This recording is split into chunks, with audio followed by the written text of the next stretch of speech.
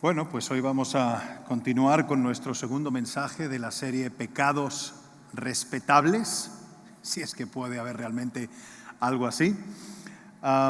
Esta serie nos va a tomar varios domingos, continuaremos en las próximas semanas. Sí es importante que sepan, se lo reiteraré de todas maneras al final del servicio, pero sobre todo para aquellos que nos están viendo ahora mismo por YouTube, que es muy posible, de hecho, está confirmado ya que tengamos que parar durante algunos domingos de llevar a cabo el servicio en persona, en vista del incipiente crecimiento de casos en la ciudad e inclusive de miembros de nuestra iglesia que se encuentran en casa enfermos con COVID.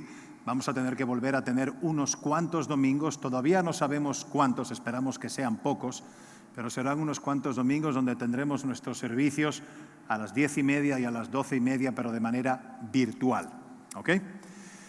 Bueno, antes que nada, antes de que demos inicio a nuestro mensaje y continuar la serie, vamos a poner la exposición de la palabra en manos del Señor, así que acompáñenme a orar, por favor. Padre amado, queremos darte las gracias, mi Señor, por habernos reunido aquí en tu nombre. Te damos gracias por abrir nuestros ojos en el día de hoy y traernos aquí en este día de reposo, Padre, a adorarte, a alabarte y a escuchar tu palabra, Señor, que es nuestro alimento espiritual. Quiero pedirte, Señor, que tú prepares un terreno fértil en nuestras almas, mentes y corazones, que tomes todo pensamiento cautivo, toda preocupación, toda inquietud, que nos ayudes a bloquearlo y a ponerlo a un lado, Señor, para que estemos solamente, Señor, expectantes de recibir tu palabra. Lo ponemos todo en tus manos en esta mañana, Señor, y que sea para tu gloria. En el nombre de tu Hijo Jesucristo te lo pedimos. Amén. Bueno, pues continuando con pecados respetables, el domingo pasado comenzamos a ver que algunos de nuestros pecados son tan sutiles que los cometemos sin tan siquiera pensar en ellos, ni siquiera antes o después de cometerlos. Y por lo general vivimos en una negación inconsciente de lo que denominamos los pecados respetables o pecados aceptables, entre comillas. Y los creyentes de la actualidad hemos recibido, además de manera constante, destellos, somos salpicados por esta filosofía humanista de nuestros tiempos que nos dice, siéntete bien contigo mismo, o que nos repite, sigue lo que te diga tu corazón. Esas son frases muy populares hoy en día. Pero la extrema pecaminosidad del pecado inofensivo puede llevar a otro más grave. Una mirada lujuriosa puede conducir a la adicción a la pornografía o hasta al adulterio. El homicidio por lo general tiene su origen en la ira, que llega a convertirse, a transformarse en amargura, luego en odio y finalmente en asesinato. Y quizá esperabas que el sermón de esta tarde empezara desde una óptica un poco más optimista o estimulante, pero te voy a rogar que tengas paciencia por el bien de tu alma. Ciertamente vamos a llegar a las buenas noticias, pero un poco más adelante. Pero por ahora tenemos que seguir explorando las tan peligrosas malas noticias. Es más, las cosas se van a poner peor, porque cuando entendamos cuán malas son las malas noticias, tendremos entonces una mejor perspectiva para apreciar cuán buenas son las buenas. Así que, ¿cómo pueden empeorar las malas noticias? Hasta ahora en la serie hemos visto al pecado desde el punto de vista de cómo nos afecta. Vimos su tendencia maligna en nuestra vida y en la de nuestro prójimo, las personas a nuestro alrededor.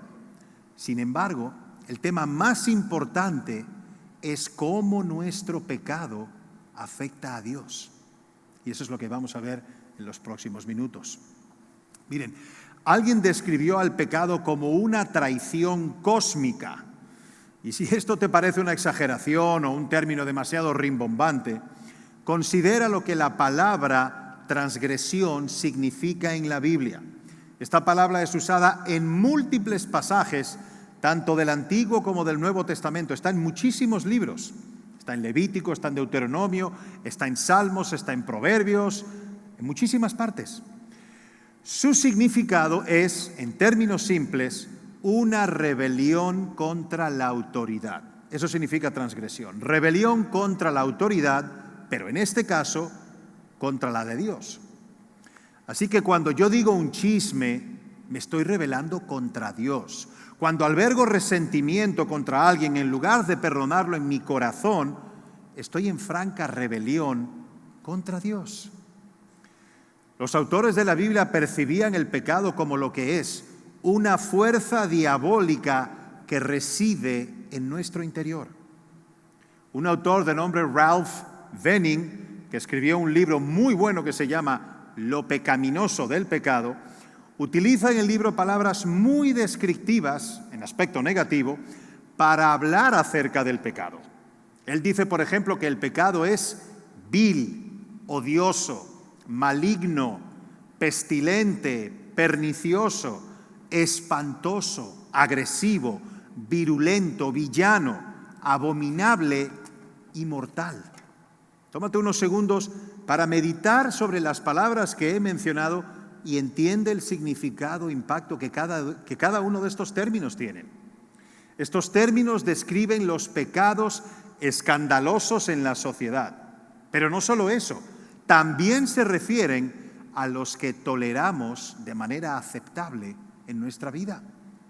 Piensa, por ejemplo, en los pecados que consentimos o que no le damos mayor importancia, como pueden ser la impaciencia con otra persona, el orgullo, el resentimiento, la frustración, la autoconmiseración. ¿Te parecen estos pecados odiosos y perniciosos, como dice Ralph Venning? Lo son en realidad. Y tan peligroso es tolerar esos pecados en nuestra vida espiritual como ignorar el cáncer que ha invadido nuestro cuerpo. Miren, a todos nos encanta reconocer y admirar el amor de Dios. Es el atributo de Él que más admiramos. Y al fin y al cabo, Dios es la fuente y la esencia de todo amor, particularmente de ese amor indescriptible e incomprensible, que es el amor incondicional. ¿Ok?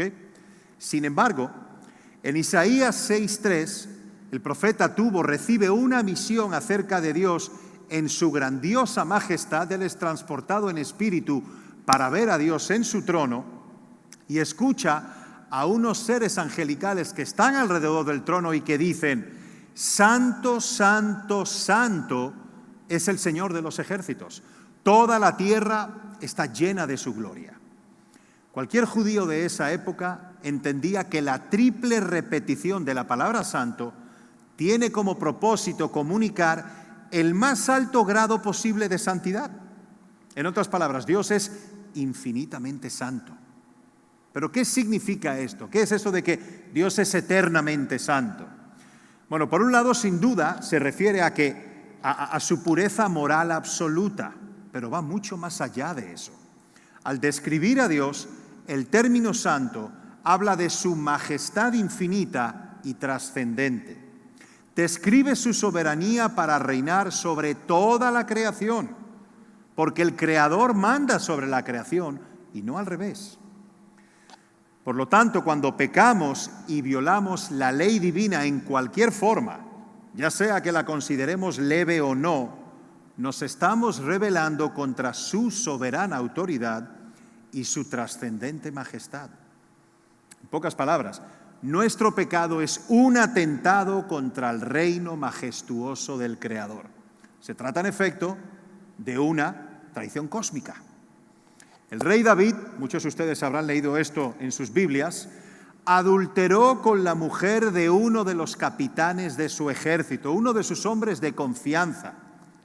Y por si fuera poco, lo mandó ubicar en la parte del frente de batalla para que así muriera y poder encubrir su pecado. Casi nada, ¿eh?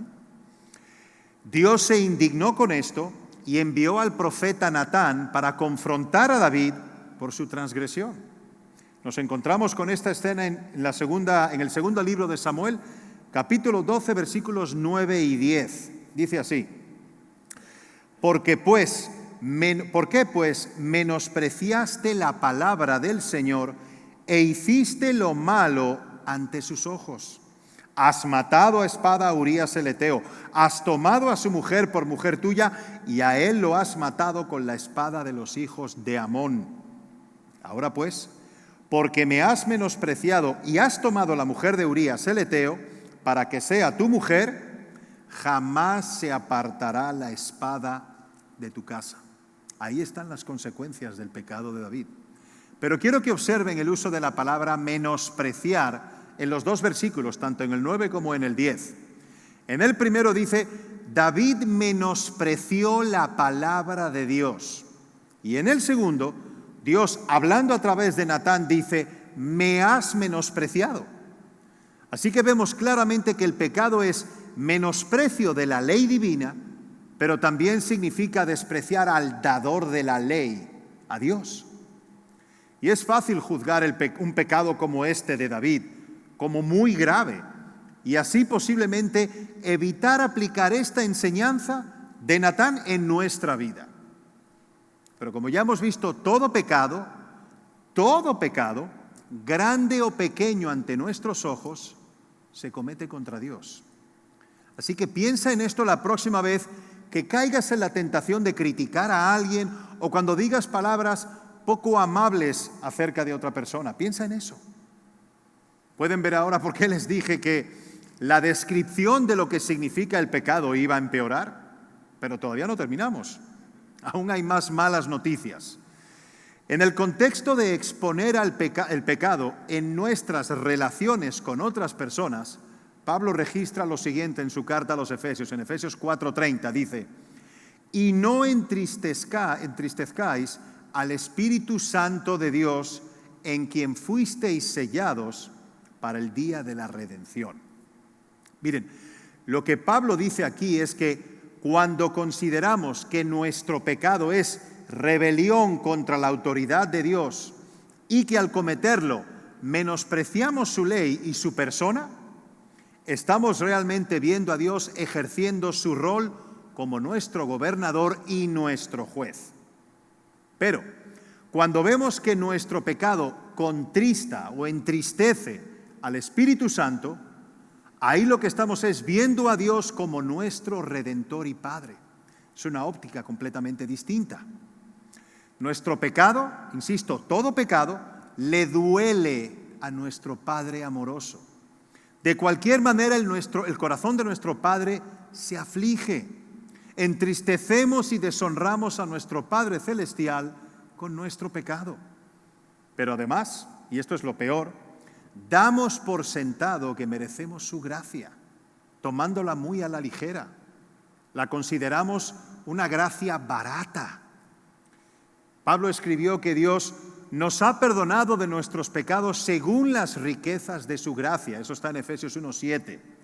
Pero el pecado, como es un engaño sutil, sugiere que no importa que digamos malas palabras o que alberguemos amargura en nuestro corazón. De todos modos, Dios ya nos ha perdonado. Sin embargo, el perdón no significa que podamos ignorar o tolerar nuestro pecado. Dios nunca hace eso, ¿eh? Él nunca lo ignora. Es más, el Señor siempre juzga el pecado y el pecado, sin excepción, siempre trae consecuencias. Pero en el caso de todos aquellos que hemos nacido de nuevo en Cristo, Dios ya ha castigado nuestros pecados en la persona de su Hijo. El profeta Isaías escribió al respecto lo siguiente: todos nosotros nos descarriamos como ovejas, cada cual se apartó por su camino, pero el Señor cargó en él el pecado de todos nosotros. Isaías 53:6, un hermoso pasaje. Por lo tanto, ¿cómo podemos dar por sentada la gracia de Dios tolerando el pecado que llevó al Señor Jesucristo a la cruz? ¿Cómo damos por sentada tan preciosa y tan preciada gracia? Considera lo siguiente con respecto a este contexto. Todo pensamiento, toda palabra y toda obra pecaminosa que hagamos, lo hacemos en la misma presencia de Dios. Puede que nadie te vea, puede que estés solo en tu habitación, pero estás pecando en la presencia de Dios. De Él no se puede huir. Ralph Venning de nuevo dice lo siguiente en su libro, voy a citar: siendo que Dios es santo, todo santo, solo santo, completamente santo y siempre santo, así el pecado es pecaminoso, todo pecaminoso, solo pecaminoso, completamente pecaminoso y siempre pecaminoso. No importa si nuestro pecado es escandaloso o es respetable o aceptable. Todo pecado es pecaminoso, aunque sea grande o pequeño. Es pecaminoso y por ende es grave ante Dios. El Señor perdona nuestro pecado porque Cristo derramó su sangre sobre él, pero no lo tolera. Más bien, cada transgresión pecaminosa que cometemos, aun el pecado sutil del que ni nos acordamos o que pareciera que ni siquiera somos conscientes, hasta ese pecado fue puesto sobre Cristo al llevar en sí la maldición de Dios en nuestro lugar. Cristo tuvo que sufrir por causa de él. Los clavos que atravesaron sus manos y sus pies también llevaban el peso de esos pecados. Estas son las malas noticias acerca de nuestro pecado. La pregunta es, ¿cómo respondes a ellas? ¿Cómo? ¿Las vas a ignorar, culpando a otros de tus actos? ¿O vas a trivializar, racionalizar o de alguna manera justificar el pecado en tu vida? ¿O por el contrario, y esto es lo que Dios espera, esta visión de tu pecado te motiva a ponerte de rodillas delante de Dios, arrepentido y quebrantado por tus pecados, especialmente por aquellos que toleras en tu vida? Y si escoges esto último, entonces estás listo ahora para recibir las buenas noticias. Fíjense lo que dice el Salmo 139, versículos 1 al 4. Cito: Oh Señor, tú me has examinado y conocido. Tú conoces cuando me siento y cuando me levanto. Desde lejos entiendes mi pensamiento. Mi caminar y mi acostar me has considerado. Todos mis caminos te son conocidos. Pues aún no está la palabra en mi lengua y tú, oh Señor, ya la sabes toda. Dios conoce nuestros pensamientos, escucha nuestras palabras aún antes de que salgan por nuestra boca y ve, por supuesto, todo lo que hacemos. Y por si fuera poco, también escudriña nuestras motivaciones. El mismo Pablo escribió que cuando el Señor venga, en 1 Corintios 4:5 dice, hará evidentes las intenciones de los corazones. Todo quedará expuesto. Esto significa que toda nuestra rebelión y el menosprecio a Dios y a su ley lo cometemos siempre ante su presencia, mientras Él observa desde su trono real. Somos un actor principal, no un actor secundario cuando pecamos.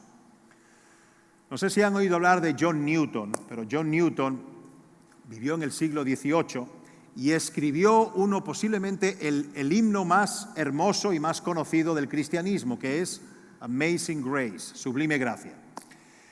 No obstante, Newton en su juventud, por si no lo sabían, fue un comerciante, un traficante de esclavos, y fue capitán de una nave que transportaba esclavos desde África hasta las colonias inglesas en Estados Unidos. Después de muchos años en esto, por cuestiones de salud, renunció a la vida en alta mar y se hizo oficial de aduanas. Y fue entonces cuando se puso a estudiar teología y con el tiempo se convirtió en un ministro de la palabra. Pero aún siendo pastor, Newton nunca pudo olvidar la terrible naturaleza de su maldad cuando comerciaba con vidas humanas. En el ocaso de su vida compartió con un buen amigo lo siguiente, voy a citar a Newton: estoy perdiendo la memoria, pero sí recuerdo aún dos cosas. Soy un gran pecador y Cristo es un gran Salvador. Pero siglos antes, Saulo de Tarso, que se convertiría en el gran apóstol Pablo, también se sentía culpable por haber cometido graves pecados. En Hechos 7 se describe su complicidad y su enaltecimiento de la multitud para apedrear y matar a Esteban, el primer mártir de la iglesia. 2 capítulos después, en Hechos 9, vemos cómo perseguía implacablemente a los primeros cristianos de la iglesia primitiva. Y hacia el final de su vida, Pablo escribió que en su juventud había sido, cito, blasfemo, perseguidor e insolente. Eso le confiesa en su primera carta a Timoteo. Pero en ese mismo contexto, Pablo también dijo lo siguiente. Ahí vamos a 1 de Timoteo 1:15. Dice, Cristo Jesús vino al mundo para salvar a los pecadores, de los cuales yo soy el primero. John Newton y el apóstol Pablo se percibían como grandes pecadores, pero con un grandioso Salvador. Y la mayoría de los creyentes no podemos identificarnos con ninguno de ellos, de Pablo, de Newton, en cuanto a la gravedad de nuestros pecados pasados. Porque tal vez, muy seguramente, no fuimos traficantes de esclavos, perseguidores de creyentes, quizá tal vez nunca hayamos cometido adulterio, asesinato, secuestro, tráfico de drogas o estafado a la empresa donde trabajamos. Y muchos aquí en esta sala ahora, al reflexionar, pueden decir que por lo general fueron un hijo obediente o una estudiante responsable y cumplidora, un empleado confiable y puntual y hasta un buen padre. Inclusive muchos de los que estamos aquí hemos trabajado en ministerios cristianos y hemos ayudado a los más necesitados por mucho tiempo. Sin embargo, aunque no hayan cometido pecados grandes y escandalosos, les aseguro que sí hemos participado en chismes, sí hemos criticado a los demás, sí hemos albergado resentimiento, sí hemos sido impacientes en lugar de amorosos con otras personas, sí hemos sido egoístas, sí hemos desconfiado de Dios en situaciones difíciles, sí hemos sucumbido al materialismo y seguramente hemos fantaseado con lujuria hacia otra persona. Entonces te pregunto, ¿a los ojos de Dios son menos pecaminosos estos pecados? ¿Son menos? ¿Ofenden menos? ¿Hieren menos el corazón de nuestro Padre? Soy un gran pecador, pero tengo un gran Salvador. Al igual que John Newton, esa es mi esperanza, es mi única esperanza. Ese es el único remedio para mi pecado y también lo es para el tuyo. Tanto Pablo como John Newton se describieron a sí mismos como pecadores en el tiempo verbal presente. Ninguno de ellos dijo, fui. Más bien dijeron, yo soy un pecador. Así que es evidente por el contexto de la declaración de Pablo que el apóstol estaba reflexionando en su pecado de persecución a los primeros creyentes. Y de la misma manera, por la reflexión de Newton, sabemos que nunca se repuso del hecho de haber sido un traficante de esclavos. Pero quiere decir que aunque se describieron a sí mismos como pecadores en el tiempo presente, se estaban refiriendo únicamente al pecado que cometieron en el pasado de perseguir a cristianos y de traficar con esclavos respectivamente. Miren, yo pienso que es prácticamente imposible concebir que ellos pensaran así. Lo que sí sabemos es que varios años antes de escribir su primera carta a Timoteo, Pablo habla de sí mismo como el más pequeño de todos los santos. De hecho, y de manera muy curiosa, parece haber una progresión descendente de Pablo en cuanto a cómo él se percibía, cómo se veía a sí mismo. Fíjense en esto. Él empieza considerándose como el menor de los apóstoles. Eso está en 1 de Corintios 15:9. Y esa carta la escribió en el año 55 después de Cristo. Después pasó a verse y a referirse a él mismo como el menor de todos los santos. Eso está en Efesios 3:8, lo cual escribió en el año 60 después de Cristo, 5 años después, para finalmente calificarse como el primero de los pecadores, en 1 de Timoteo 1:15, y esa carta fue escrita entre el año 63 y 64 después de Cristo. Así que podemos estar seguros de que desde que se convirtieron hasta que murieron, el carácter de Newton y Pablo se fue haciendo semejante al de Cristo. Con el correr del tiempo, ambos hombres se condujeron más y más como santos, lo cual eran desde el momento de su conversión. Recuerden que en la Biblia el término santo significa apartado o separado para Dios. Pero el proceso de crecimiento involucra ser cada vez más, por un lado, conscientes y por otro lado, sensibles a las expresiones pecaminosas de la carne que todavía influyen en nosotros. Y eso sucede cuando confrontamos de frente nuestros pecados aceptables. Por consiguiente, el remedio, el único remedio de nuestro pecado, ya sea escandaloso o aceptable, es el Evangelio.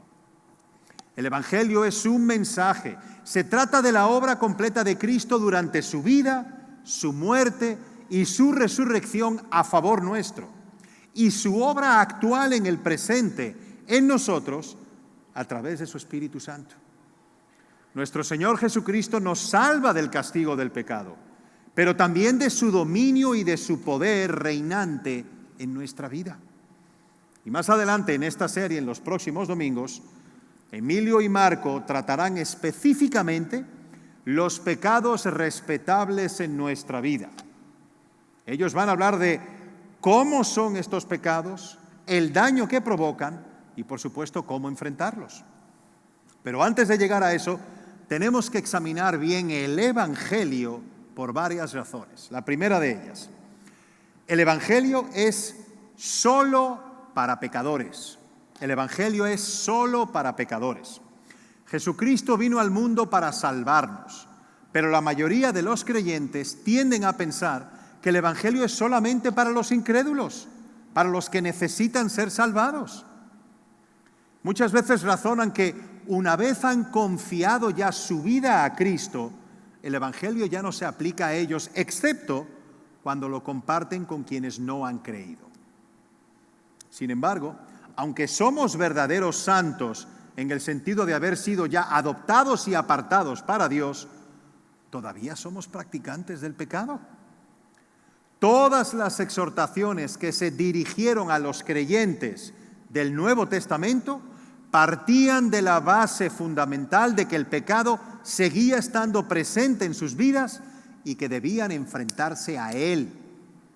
En 2 de Timoteo 3:16, un texto muy conocido, se mencionan 4 usos eficaces de la Escritura. Y entre ellos dice que las Escrituras sirven para redarguir y para corregir. Estos 2 usos de la Biblia revelan que aún tenemos pecados por los cuales debemos de ser redarguidos y corregidos. Así que el primer uso del Evangelio como remedio para nuestros pecados es labrar el terreno de nuestros corazones para que podamos ser conscientes y poder percibir nuestra propia maldad. Si estamos dispuestos a aceptar nuestra condición de pecadores necesitados del Evangelio, sucede lo siguiente: nuestro corazón queda desprotegido del muro de la incredulidad y del orgullo, y por el contrario, pasa a estar dispuesto y abierto a enfrentar y aceptar la realidad de la impiedad que todavía mora en nosotros.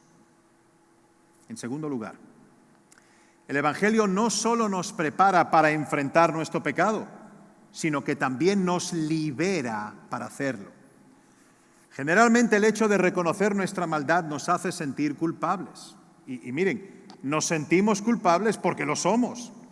Y si creemos de manera consciente o inconsciente que Dios nos considera culpables, nuestro instinto de autoconservación nos impide reconocer nuestro pecado y nuestra culpa, o al menos lo que nos lleva es a tratar de minimizarlo.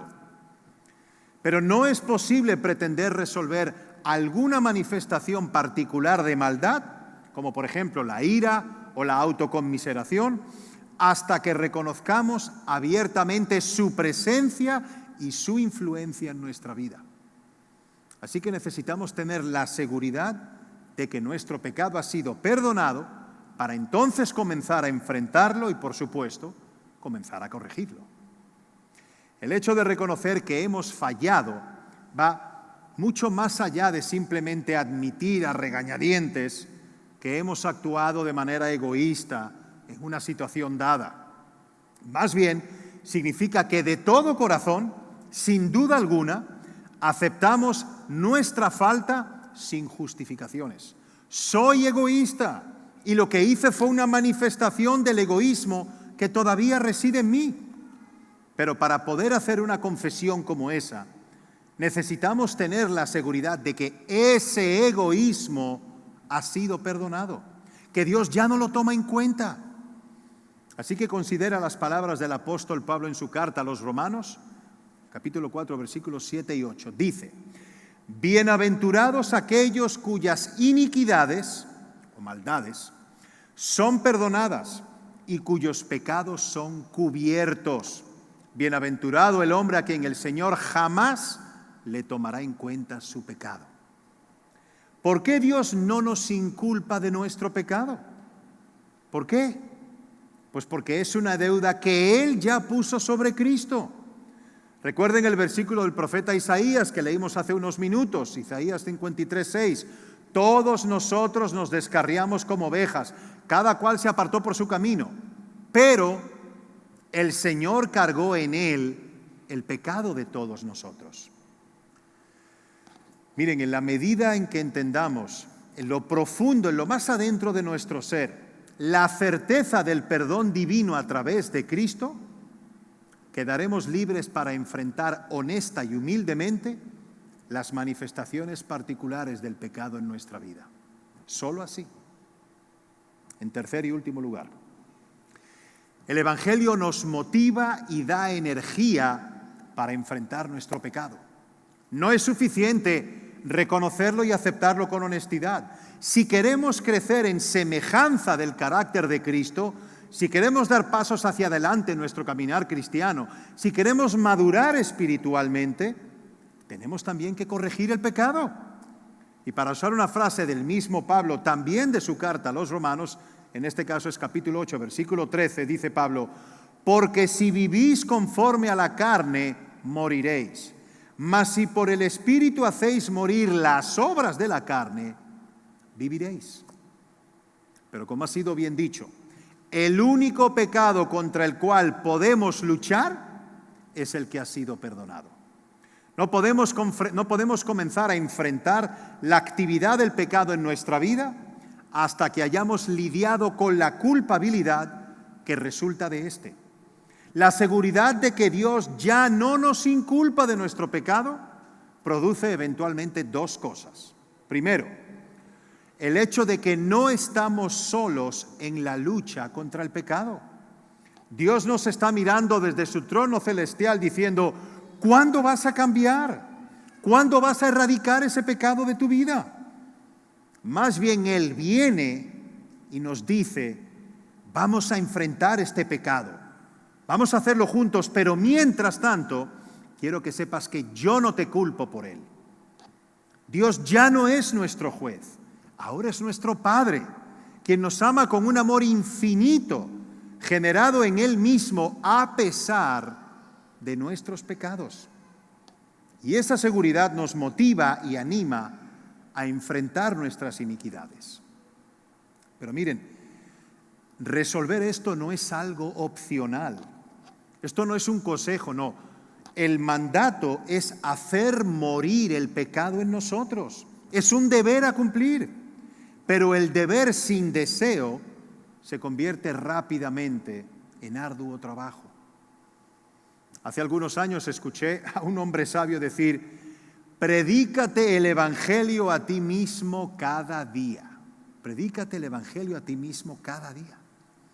Y esto es lo que debemos de hacer para apropiarnos de él, del Evangelio, cotidiana y conscientemente.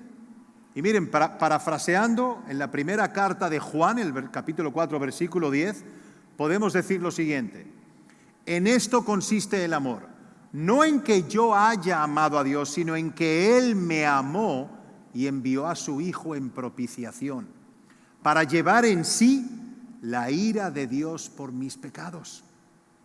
Así que la buena noticia de que Dios no nos inculpa de nuestro pecado y que nos perdona toda maldad es tan radical y tan contraria a nuestra manera natural de pensar que francamente nos parece demasiado buena para ser verdad.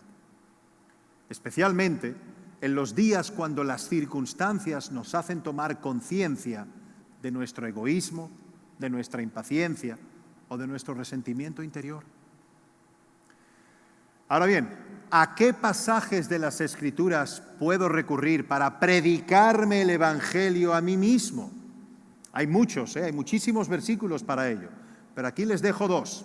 Salmo 103, 12 dice: tan lejos como está el oriente del occidente, así hizo alejar de nosotros nuestras rebeliones. Y nuevamente Isaías 53, 6, no me canso de repetirlo: todos nosotros nos descarriamos como ovejas, cada cual se apartó por su camino, pero el Señor cargó en él el pecado de todos nosotros. La verdad es que no hay un solo día en que seamos tan buenos que no necesitemos del Evangelio. Pero quiero dejarte con algo más que te dará una idea de lo que significa predicarte el Evangelio a diario. Fíjate, ya que el Evangelio es solo para pecadores, comienza cada día desde que te levantes, desde que abras tus ojos, tomando conciencia de que, aunque ya eres un santo del Señor, todavía sigues pecando todos los días en pensamiento, palabra, obra y motivación. Si recuerdas que cometiste un pecado sutil o no tan sutil, confiésalo inmediatamente, sin demora, ante el Señor. Ponte de rodillas y confiesa tu pecado. Y aunque tu conciencia no te señale algún pecado en particular, de todos modos, reconoce ante Él que todavía estás muy lejos de amarlo con todo tu ser y con todas tus fuerzas, y de amar a tu prójimo como a ti mismo. Ese es el gran mandamiento que el Señor dio a sus discípulos. Así que arrepiéntete de esos pecados y luego aplica algunos textos bíblicos de los muchos que hay que reafirmen el perdón divino a esas faltas que has confesado. Una vez hayas hecho esto, toma las promesas bíblicas acerca del perdón a toda tu vida y dile a Dios que tu única esperanza para estar delante de Él en ese día es a través de la sangre de Jesús derramada por tus pecados. Esta confianza en las dos partes de la obra de Cristo a tu favor está plasmada en los versículos que leímos recientemente de Romanos. Vayan de nuevo a Romanos 4, 7 al 8. Fíjense lo que dice: bienaventurados aquellos cuyas iniquidades son perdonadas y cuyos pecados son cubiertos. Pero no termina ahí. Sigue diciendo: bienaventurado el hombre a quien el Señor jamás, subrayen jamás, le tomará en cuenta su pecado. Ahora pues, ninguna condenación hay para los que están en Cristo Jesús. Hay muchos otros pasajes que declaran esta gloriosa verdad, pero sin importar qué pasajes usemos para enfatizar el perdón de Dios, debemos entender que la única base para el perdón de Dios es la sangre de Cristo derramada en la cruz a favor de aquellos que habrían de depositar su fe en Él. Es a favor de esos. En Hebreos 9:22 encontramos dicha declaración de la manera más clara posible. Fíjense lo que dice: y según la ley, casi todo ha de ser purificado con sangre. Y presten atención ahora. Y sin derramamiento de sangre no hay perdón. No hay perdón. El contexto hace notar que la sangre de Cristo es la base objetiva sobre la cual el Señor perdona todos nuestros pecados. Sí, Dios es amor, por supuesto que es amor, pero también es santo. Es más, ya vimos que Dios es 3 veces santo y por ende no puede ignorar el pecado y dejarlo sin castigo. Él es un juez justo y debe aplicar la pena correspondiente a nuestro pecado. y sabemos que la paga del pecado es la muerte, muerte física y eventualmente muerte espiritual. Todos nacemos con esta sentencia de muerte, de fabricación venimos con ella. La heredamos de nuestros padres, fruto de la naturaleza pecaminosa que está en la raza humana. La sentencia estaba echada sobre nosotros. No había manera posible de salvarnos a nosotros mismos, de hacer algo, de lograr méritos propios para evadir esa sentencia. No la hay. Teníamos que morir. Pero Dios, en su infinita gracia y misericordia, apartó y libró a los que pondrían su fe en Jesucristo de recibir ese justo juicio y la sentencia por sus transgresiones. Sin embargo, todavía tenemos el mismo problema. Alguien tenía que morir. La justicia de Dios debía ser compensada. La justicia de Dios debía ser satisfecha. La sangre tenía que correr para hacer remisión de los pecados de todos nosotros. Y es ahí donde la sangre derramada por el único hombre intachable y justo con respecto a la ley de Dios, toma nuestro lugar en el Gólgota y se convierte en nuestra expiación. Se convierte en el Cordero de Dios que quita el pecado. Cristo pagó la deuda completa y con el último hálito que le quedaba en el madero colgado pronunció: Tetelestai, Tetelestai. Eso en griego significa consumado es. Esta palabra era usada por un sirviente que volvía a la presencia de su amo después de haber terminado su tarea. Con esta palabra el esclavo quería decir: Señor, el trabajo que me diste está terminado. Tetelestai. Amigo, asegúrate de que la sangre de Cristo te ha lavado de todos tus pecados y que ahora caminas justificado ante los ojos de Dios y en un estado de permanente guerra declarada contra el pecado. Porque eso es garantía de que estás combatiendo con Cristo y no combatiendo contra Cristo. La semana que viene continuaremos viendo cómo la dirección y el poder del Espíritu Santo nos capacitan para luchar efectivamente en derrotar el pecado en nuestras vidas. Pero eso será el domingo que viene. Vamos a orar.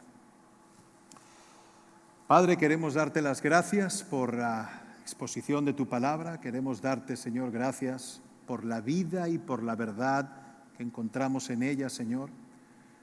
Por la reafirmación, Padre, por las promesas y por supuesto por la vívida descripción de ese sacrificio de Cristo en la cruz que hace posible que ya no seamos tus enemigos, sino que hayamos sido perdonados y lavados de toda nuestra maldad gracias a esa sangre derramada por Él. Te quiero pedir, Señor, que estas palabras caigan en un terreno fértil, que aquellos que somos creyentes, que nos empujen, Señor, a vivir una vida de santidad, una vida, Señor, en lucha y combate, contienda constante con el pecado, que no nos conformemos a seguir siendo quienes éramos antes de conocer a Cristo, que vivamos una vida, Señor, que te honre por medio de la obediencia. Y para aquellos que están aquí sin Cristo, Señor, yo te ruego que estas palabras que han caído en sus corazones echen raíz, Señor, que tú las utilices para hacerlos conscientes de su condición ante ti. Que los hagas ver, Señor, su pecado. Que eso sirva, Padre bendito, para que vean su bancarrota espiritual, que reconozcan su condición de estar perdidos ante tu justicia, para que entonces busquen a la propiciación hecha por ellos en Cristo. Que huyan, que corran a Cristo, Señor, y que le entreguen su vida, creyendo en Él como su Salvador, como tu Hijo y como el nuevo Señor en sus vidas. Esa es nuestra oración esta mañana, Padre. Y te lo pedimos en el nombre sobre todo nombre, en el nombre bendito de Jesús. Amén.